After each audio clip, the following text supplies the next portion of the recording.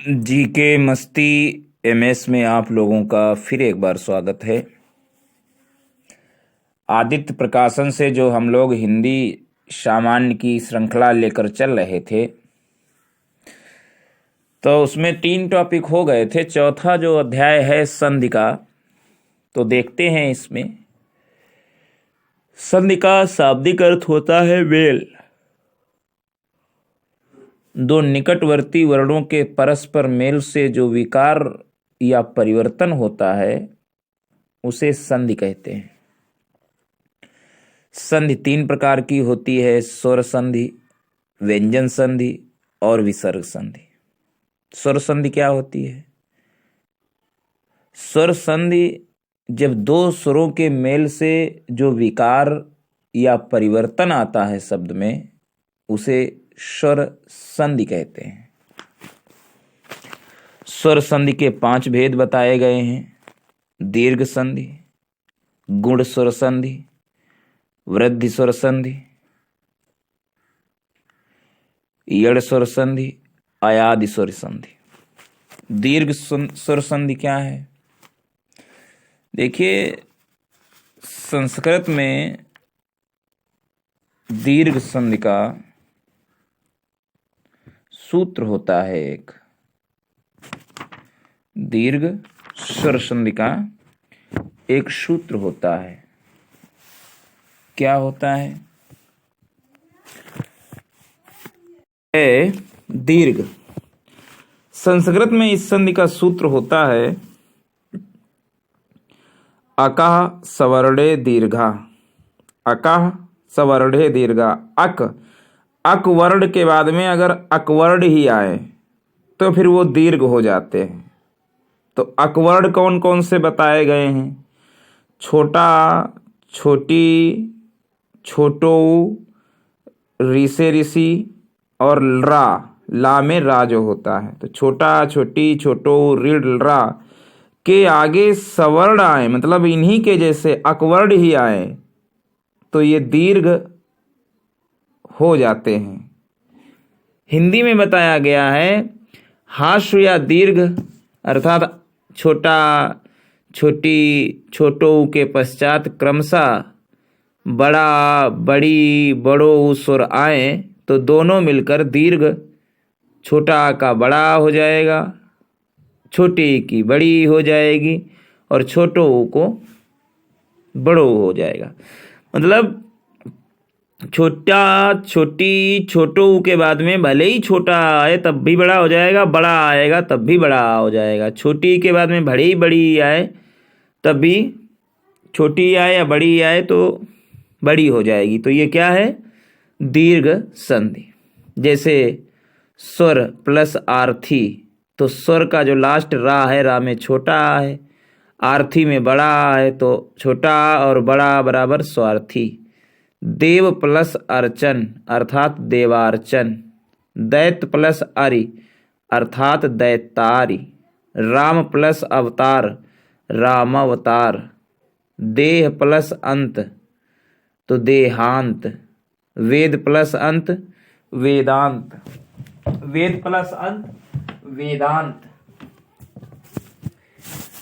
सत्य प्लस अर्थी सत्यार्थी।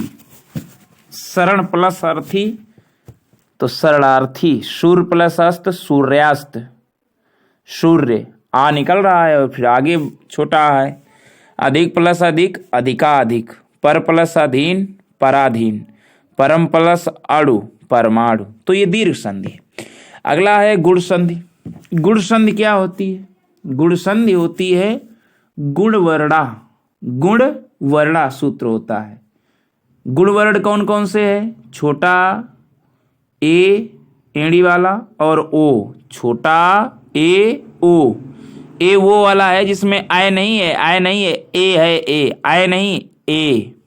तो ए ओ आदि गुणा, मतलब आवर्ण के बाद में, मतलब छोटा या बड़ा आ के बाद में छोटी, छोटो, ऋण, लरा के रहने पर दोनों के स्थान पर गुण आदेश हो जाता है।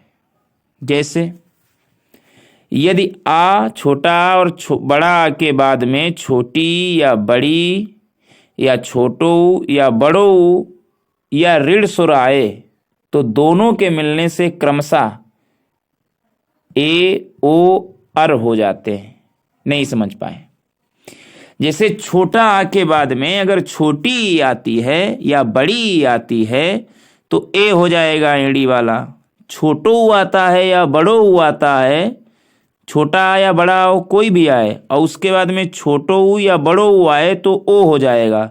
और छोटा या बड़ा के बाद में अगर री से ऋषि आएगा तो फिर अर हो जाएगा। जैसे समझिएगा, छोटा प्लस छोटी बराबर ए, बड़ा प्लस छोटी बराबर ए। लेकिन छोटा के बाद में अगर ऊ आया है तो फिर ओ हो जाएगा, बड़ा के बाद में अगर ऊ आया है तब भी ओ हो जाएगा हैं। छोटा या बड़ा के बाद में ऋषि आया है तो फिर अर हो जाएगा। बड़ा के बाद में अगर बड़ी भी आई है तब भी ये हो जाएगा। मतलब जब छोटा के बाद में छोटी या बड़ी आई है तो ये हो जाएगा। बड़ा के बाद में अगर छोटा ऊ आया है या बड़ा ऊ आया है हो जाएगा। और छोटा और बड़ा के बाद में अगर री से ऋषि आया है तब भी अर हो जाएगा। समझे? मतलब छोटा या बड़ा के बाद में अगर ई आया तो ए हो गया, बड़ा के बाद में या छोटा के बाद में ई आया या छोटी या बड़ी कोई आया तो ए हो गया, और अगर ऊ आया तो ओ हो गया, और अगर ऋषि आई तो अर हो गया। यही गुण संधि है, आदि गुणा। वृद्धि संधि, वृद्धि संधि में क्या होती है? वृद्धि संधि में होता है, वृद्धि संधि में बताते हैं कि इको सवर्णे साक्लश्यश्चत। नहीं समझ पाए? वृद्धि रेच क्या सूत्र होता है? वृद्धि रेच जो आ वर्ण होता है, मतलब छोटा आ और बड़ा आ के बाद में अगर ए ओ आए यानी एच वर्ण इन्हें कहा जाता है। ए ओ के बाद में देखिएगा, हिंदी के हिसाब से देखिएगा, वृद्धि संधि अगर छोटा आ या बड़ा आ के बाद में ए या अय आए तो दोनों के मेल से अय ही होता है, तथा आ और आ के पश्चात अगर ओ या औ आए तो दोनों के मेल से औ ही होता है। समझ गए? छोटा आ या बड़ा आ के बाद में अगर ए या ऐ आए तब भी ऐ होगा, और अगर छोटा या बड़ा के बाद में ओ या औ आए तब भी औ ही होगा। मतलब ए या बड़ा ऐ आए तब भी ऐ, ओ औ आए तब भी औ, तभी तो वृद्धि संधि है। जैसे आ प्लस ए तब भी ए, आ प्लस ऐ तब भी ऐ, आ प्लस ए आए, आ प्लस ऐ आए, आ प्लस ओ औ, छोटा आ प्लस औ, आ प्लस औ तब भी औ, मतलब औ और ऐ ही होना है। यड़ संधि क्या होती है? यड़ संधि का सूत्र होता है इको अड़च। इक वर्ण कौन कौन से हैं? इक वर्ण छोटी है, छोटो ऊ है, और री से ऋषि है और रा है। तो कह रहा है यदि छोटी, बड़ी, छोटो ऊ, बड़ो ऊ और री से ऋषि के बाद में भिन्न सुर आए, मतलब ये ना आए, भिन्न सुर आए, तो ई और बड़ी ई का यायग हो जाता है, ऊ और बड़ो ऊ का वावट हो जाता है, और री से ऋषि का रा हो जाता है। नहीं समझ पाए? ई ऊ और री से ऋषि के बाद में भिन्न सुर आए तो ई का हो जाता है या छोटी आए या बड़ी ई आए, यायग हो जाएगा, और ऊ का वावट हो जाएगा, छोटा ऊ या बड़ा ऊ, और री से ऋषि का रा हो जाएगा। तो ये सामान्य सी सूत्र है। ई के बाद में असमान सुर आए तो या हो जाएगा, ऊ के बाद में असमान सुर आए तो वाह हो जाएगा, री से ऋषि के बाद में असमान सुर आए तो रा हो जाएगा। ये है यड़ संधि। अब है अयादि संधि। अयादि संधि होता है यदि ए और ऐ ओ औ, ए ऐ ओ औ सुरों का मेल दूसरे सुरों से हो तो ए या ए का ऐ का आय, ओ का अव तथा औ का आव हो जाता है। मतलब ए का ए ऐ ओ औ स्वरों के बाद मेल दूसरे स्वरों से हो, दूसरे स्वरों से हो, कोई भी दूसरे स्वर हो ए ऐ ओ औ के बाद में, तो ए का ऐ का आय, ओ का अब और औ का आब हो जाता है ना। जैसे ए ऐ ओ औ के बाद में असवर्ण स्वर आए तो ऐ आय अब आब, इतनी बात समझ लो। ओ औ के बाद में अब आब होगा, ए ऐ के बाद में ऐ आय होगा। तो ये तो है क्या, स्वर संधियां। अब व्यंजन संधि देख लीजिएगा, बहुत अच्छे रूल्स हैं। व्यंजन संधि क्या है? पहला रूल लिखा है कि व्यंजन के बाद यदि किसी स्वर या व्यंजन के आने से उस व्यंजन में जो परिवर्तन होता है वही व्यंजन संधि कहलाती है। जैसे नियम 1 है कि वर्ग के पहले वर्ण का तीसरे वर्ण में परिवर्तन कब होता है। पहला वर्ण तीसरे वर्ण में कब परिवर्तित हो जाता है? का, चा, टा, ता, पा, ये पहले वर्ण है प्रत्येक वर्णमाला के, और इनके बाद में अगर स्वर या कोई अंतास्थ आए, कौन कौन आए? अंतास्थ, या, रा, ला, वा आए और स्वर कोई आए, तो फिर ये का हो जाएगा गा, चा का हो जाएगा चा, जा, मतलब तीसरे वर्ण में परिवर्तित हो जाएंगे। और टा का तीसरा वर्ण डा ढक्कन, ता का तीसरा वर्ण दा दवाई, तो और पा का तीसरा वर्ण बा। आप समझिएगा एग्जाम्पल, जैसे दिक प्लस अंत, दिक प्लस अंत है तो का आया है और उधर आया है स्वर, स्वर आए या अंतास्था, या, रा, ला, वा, ये अंतास्था है। तो दिक का जो का है, तो जब स्वर आ जाएगा, अंत आ रहा है ना आ, तो फिर उधर का जो है तीसरे अक्षर में बदल जाएगा। समझ रहे हैं आप? वर्ग के पहले वर्ण का तीसरे वर्ण में परिवर्तन कब होता है? जब का, चा, टा, ता, पा के बाद में या तो स्वर कोई आए या अंतास्था होने पर का गा में बदल जाएगा, चा का जा में, टा का डा में, ता का दा में और पा का बा हो जाता है। तमाम एग्जाम्पल है, जैसे दिक प्लस अंत दिगंत, दिक प्लस गज दिग्गज, वाक प्लस ईस वागीस, दिक प्लस विजय दिग्विजय, वाक प्लस दत्ता तो वागदत्ता, ऋक प्लस वेद ऋग्वेद है। दूसरा रूल कहता है वर्ग के पहले वर्ण का पांचवें वर्ण में कब परिवर्तन होता है। वर्ग का पहला वर्ण पांचवें वर्ण में कब परिवर्तित होता है? पहला वर्ण कौन है? वर्ग का जो पहला वर्ण का, चा, टा, ता, पा, यही तो है वर्ग के पहले वर्ण। जब इनका मेल अनुनासिक वर्ण से होने पर, अनुनासिक मतलब जो अड़ा वाला सिस्टम वो है ना, तो वो जब आते हैं तो अनुनासिक ध्वनियों में बदल जाते हैं। अनुनासिक वर्ण से होने पर अनुनासिक ध्वनियों में बदल जाते हैं। का है और उसमें अगर लास्ट का अड़ा आया है, अड़ा आ आया है, का, खा, गा, गा, अड़ा, तो फिर आ जो है वो आ में डबल हो जाएगा, पांचवें वर्ण में बदल जाएगा। अब तीसरा नियम कहता है छा संबंधी नियम, छा छत्री वाला। छा छत्री वाला संबंधी नियम क्या है? जैसे हास्य या दीर्घ स्वर का मेल, मतलब छोटा या दीर्घ स्वर का मेल जब छा छत्री से होता है तो छा छत्री से पहले चा जोड़ दिया जाता है। मतलब जैसे कोई ऐसा शब्द लिखा है जिसके लास्ट में स्वर आया है, दीर्घ आए या हास्य स्वर आए, और उस स्वर के बाद में छा छत्री आए। हास्य स्वर चारी तो है, छोटा, छोटी, बड़ो, ऋढ़, दीर्घ स्वर बड़ा, बड़ी, ऊ, ए, ऐ, ओ, और ये दीर्घ स्वर, तो इनके बाद में छा छत्री जो आता है तो फिर उसके पहले चा जोड़ दिया जाए। जैसे छंदी, संधि, छेद, संधि प्लस छेद, तो संधि में लास्ट में छोटी आ रही है और उधर छा छत्री आ रहा है, तो फिर उधर हो जाएगा संधि छेद, मतलब चा बीच में छा के पहले जोड़ दिया जाएगा।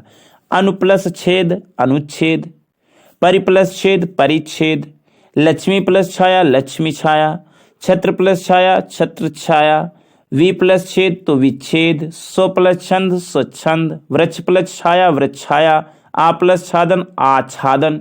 तो ये है छा संबंधी नियम। चौथा नियम ता संबंधी नियम क्या है? देखिए ता व्यंजन के बाद में, ता व्यंजन के बाद में अगर चा या छा हो तो चा हो जाएगा, चा हो या छा हो तब भी वो चा ही हो जाएगा। ता व्यंजन के बाद।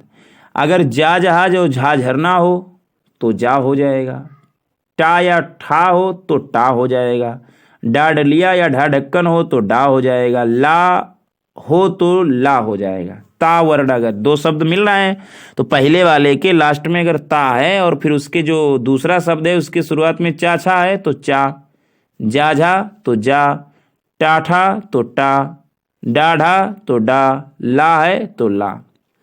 ता के बाद सा आए, ये तो हो गए चाछा तो चा, जा झा तो जा, टा ठा तो टा, डा डलिया ढा ढक्कन तो डा, ला है तो ला। यदि ता के बाद सा आए तो ता का चा में और सा का छा में परिवर्तन हो जाता है। ता का चा बन जाएगा और फिर सा का तो छा बनी जाएगा। अगर ता के बाद में हा आए तो ता का दा बन जाएगा। ता तकली के बाद में अगर हा हलाए तो ता का बन जाएगा दा और हा का बन जाएगा धा, हा का बन जाएगा धा धनुष। तो ये रूल होता है ता के बाद। अगला है पांचवा नियम, माँ के बाद जिस वर्ग का व्यंजन आता है, माँ मछली के बाद में जिस वर्ग का व्यंजन आता है अनुसार उसी वर्ग का नासिक के अड़ा आ अड़ा ना माँ अथवा अनुस्वार बन जाता है। जैसे माँ के बाद जिस वर्ग का व्यंजन आया तो उसी वर्ग का नासिक बन गया, अड़ा आ अड़ा ना माँ अथवा अनुस्वार हो जाता है। ध्यान देने वाली बात यह है कि शब्द के अंत में अनुस्वार सदैव माँ का रूप होता है। माँ किसका? माँ मछली का आधा माँ।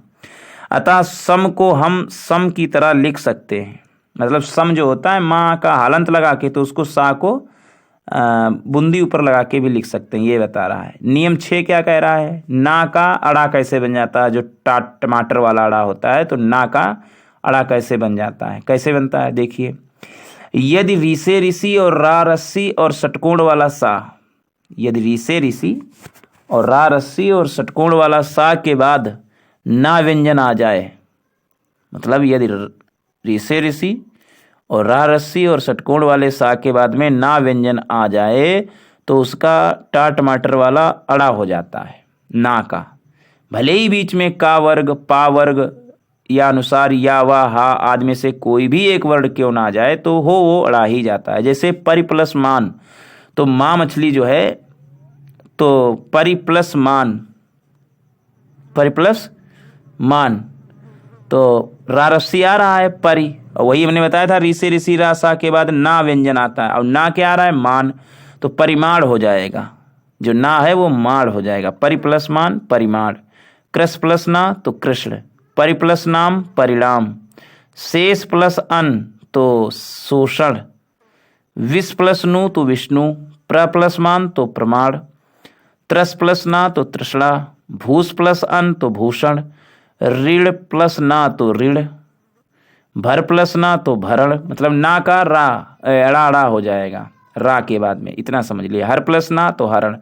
नियम नंबर 7 क्या कहता है? सा या सा का षटकोण, सर्प वाले सा का षटकोण वाला सा यदि सा व्यंजन से पहले छोटा या बड़ा से भिन्न कोई स्वर आए, जिसे सर्प वाले सा या षटकोण वाला सा है तो यदि सा व्यंजन से पहले अगर छोटा या बड़ा से कोई भिन्न स्वर आता है तो सा सर्प वाले का षटकोण वाला सा हो जाता है।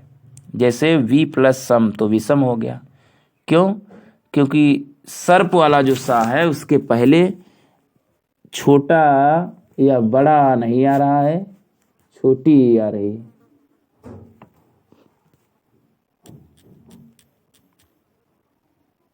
तो सा का सा में परिवर्तन, जैसे अभि प्लस सेक, तो अभि प्लस सर्प वाला सेक है लेकिन वो षटकोण वाला सा हो जाएगा अभिषेक। नी प्लस सेध, तो फिर है तो सर्प वाला से सा लेकिन नी आ और आ नहीं आया है क्योंकि छोटी स्वर आया है तो फिर निषेध हो जाएगा षटकोण वाला सा। अनु प्लस संगी तो अनुसंगी, क्योंकि अनु तो छोटो हुआ है, आ और आ कहाँ है? सु प्लस सुप्ति तो सुसुप्ति, वी प्लस सम तो विषम, सु प्लस समा तो सुषमा। अब आ गई है विसर्ग संधि। देखिए विसर्ग के बाद में किसी स्वर अथवा व्यंजन के आने से विसर्ग में जो परिवर्तन होता है वह विसर्ग संधि कहलाता है। विसर्ग संधि की निम्नलिखित कुछ विधि स्थितियां हैं, जैसे विसर्ग को षटकोण वाला सा, सर्प वाला सा और सलजम वाला सा में बदलना। कैसे बदलता है? जैसे यदि विसर्ग के बाद में चा या छा व्यंजन आए, चा या छा व्यंजन आए, तो विसर्ग का जो सलजम वाला टा है तो वो टा या ठा ठठेरा व्यंजन हो तो सा तथा ता व्यंजन तो सा हो जाता है। नहीं समझ पाए? जैसे यदि विसर्ग के बाद में चा छा व्यंजन हो तो विसर्ग का सा हो जाएगा। विसर्ग के बाद में अगर चा छा है तो सलजम वाला सा होगा। अब यदि विसर्ग के बाद में टा और ठा ठठेरा व्यंजन हो तो षटकोण वाला सा हो जाएगा। और यदि ता तकुली और था थन वाला व्यंजन हो तो सर्प वाला सा हो जाएगा। यदि विसर्ग के बाद चा या छा हो तो सलजम वाला सा होगा, और टा और ठा ठठेरा हो तो षटकोण वाला सा होगा, और ता था हो तो व्यंजन सा हो जाएगा, सर्प वाला। जैसे नी प्लस चल, तो चा जो है चा छा हमने बताया तो षटकोण वाला इसमें सा हो जाएगा, निश्चल। नी प्लस चय तो इसमें भी निश्चय। नी प्लस तार तो ता और था अगर हो, ता तकुली और था थन हो तो सर्प वाला सा, तो नी निस्तार हो जाएगा। दू प्लस तर तो ता है तो दुस्तर हो जाएगा। नी प्लस छल है तो फिर वही सलजम वाला निश्चल। नी प्लस ठुर तो ठा या टा हो तो षटकोण वाला सा हो जाएगा, तो निष्ठुर। नी प्लस चिंत तो निश्चिंत। नी प्लस तेज तो निस्तेज। ये चलता है। दू प्लस चरित्र तो चाछा होगा, षटकोण वाला सलजम वाला सा हो जाएगा, दुष्चरित्र। दू प्लस चक्र तो इसमें भी दुष्चक्र। नमा प्लस ते तो ता है ना, तो सर्प वाला सा, नमस्ते, नमा प्लस ते। धनु प्लस टंकार तो धनुष टंकार। कुछ अपवाद भी हैं, जैसे अनु प्लस शरण होता है, अनु प्लस शरण होता है तो अनुसरण ही रहता है। वि प्लस स्मरण होता है तो विस्मरण ही रहता है। अनु प्लस स्वर होता है अनुसार। अब विसर्ग में कोई परिवर्तन कब नहीं होता है? दूसरा रूल है, विसर्ग में परिवर्तन कब नहीं होता है? यदि विसर्ग के बाद सलजम वाला सा, षटकोण वाला सा और सर्प वाला सा में से कोई व्यंजन आए, सर्प वाला सा, षटकोण वाला सा और सलजम वाले सा में से कोई व्यंजन आए तो विसर्ग यथावत बना रहता है, अथवा विसर्ग आने के व्यंजन का रूप ले लेता है। जैसे दु प्लस शासन तो दुशासन, व्यंजन नहीं हटेगी। क्यों? क्योंकि सा आया है भाई। और अगर हटेगी तो फिर जो विसर्ग के स्थान पर वही सा जो होगा उसका एक आधा हो जाएगा, दुशासन। वो बना भी रहेगा पूरा, उसके पहले विसर्ग के स्थान पर आधा सलजम वाला ही सा होगा। जैसे दुस्साह तो दुस्साह।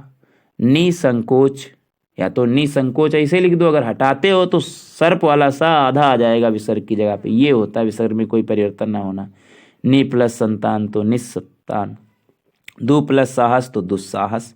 नि प्लस संग तो निसंग।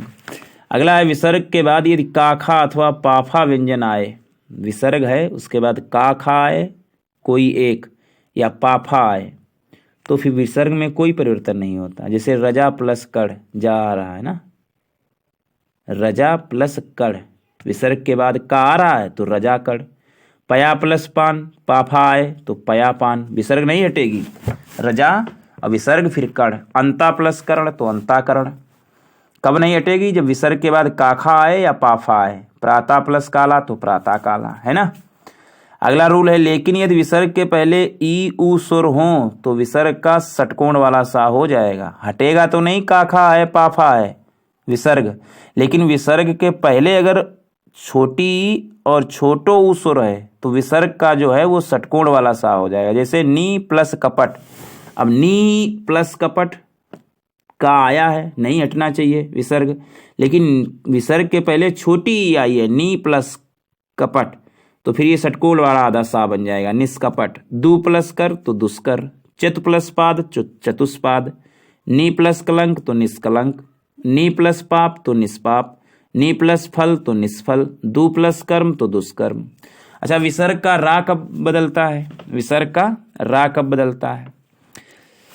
यदि विसर्ग से पहले छोटा आ या बड़ा आ से भिन्न कोई सुर आए, मतलब छोटा आ या बड़ा आ ना आए, दूसरा कोई सुर आए, और विसर्ग के बाद किसी सुर या किसी वर्ग का तीसरा चौथा वर्ण या रा ला वा हा में से कोई वर्ण हो, मतलब या छोटा आ बड़ा आ ना आए विसर्ग के पहले, और विसर्ग के बाद में किसी स्वर ना आए, किसी वर्ग का मतलब कोई स्वर आए या किसी वर्ग का तीसरा आए या चौथा वर्ण आए, या यरलव यानी अंतःस्थव वर्ण आए, कोई वर्ण हो, तो फिर रा में परिवर्तन हो जाता है। किसका? विसर्ग का। जैसे दू प्लस उपयोग, तब दू है तो छोटा बड़ा नहीं आ रही है विसर्ग के पहले, क्योंकि छोटों की मात्रा है। उधर ऊ आ रहा है, क्या कहा था? कोई स्वर आए या किसी वर्ग का तीसरा चौथा वर्ण आए या अंतःस्थ वर्ण आए, तो आ तो रहा है छोटो ऊ स्वर आ गया, तो ये क्या हो जाएगा? रा में परिवर्तित हो जाएगी विसर्ग। तो दू प्लस उपयोग तो दुरुपयोग, दू प्लस गुण तो दुर्गुण, नी प्लस मल तो निर्मल, नी प्लस उपमा तो निरुपमा, नी प्लस विघ्न तो निर्विघ्न, नी प्लस भय तो निर्भय, दू प्लस आचार तो दुराचार, नी प्लस जन तो निर्जन, नी प्लस आशा तो निराशा, दू प्लस बल तो दुर्बल। तो ऐसे ये बनते चले जाते हैं। अब है आ और अंगा के स्थान पर ओ, मतलब छोटा आ और आह के स्थान पर ओ कैसे होता है? तो यदि विसर्ग के पहले छोटा आ स्वर और आगे छोटा आ अथवा कोई सघोष व्यंजन किसी वर्ग का तीसरा चौथा पांचवा वर्ण है, ये सघोष कहा जाता है। किसी वर्ग का तीसरा चौथा और पांचवा वर्ण ये क्या कहा जाता है? ये सघोष कहा जाता है। तो विसर्ग के पहले छोटा आ स्वर और आगे छोटा आए या कोई सघोष व्यंजन आए, तीसरा चौथा पांचवा वर्ण आए किसी वर्ग का, और यरलव आए मतलब अंतःस्थव आए, तो आ और विसर्ग के बदले ओ हो जाता है। बड़ा भाई नियम विचित्र है। यदि विसर्ग के पहले आ स्वर हो, छोटा आ हो, और उस अथवा कोई सघोष वर्ण हो, किसी वर्ग का तीसरा चौथा पांचवा वर्ण, और अंतःस्थ वर्ण हो, तो फिर उसका विसर्ग का ओ हो जाता है। जैसे मना प्लस योग तो मनोयोग, मना छोटा आ रहा है और फिर आगे क्या आ रहा है? तीसरा चौथा पांचवा वर्ण या यग, है ना, तो फिर हो जाएगा ओ, तो मनोयोग। वया प्लस वृद्ध तो वयो वृद्ध, ये कौन सी संधि है? विसर्ग संधि है। मना प्लस रथ तो मनोरथ, मना प्लस अनुकूल तो मनोनुकूल, अधा प्लस पतन तो अधोपतन, मना प्लस विज्ञान तो मनोविज्ञान, तपह प्लस वन तपोवन, मना प्लस हर मनोहर। यदि किसी विसर्ग के पहले हा स्वर और आगे आ अथवा कोई सघोष व्यंजन आए, सघोष मतलब किसी वर्ग का तीसरा चौथा पांचवा वर्ण आए या अंतः स्तर कोई वर्ण आए, तो छोटा आ और विसर्ग के बदले ओ हो जाता है।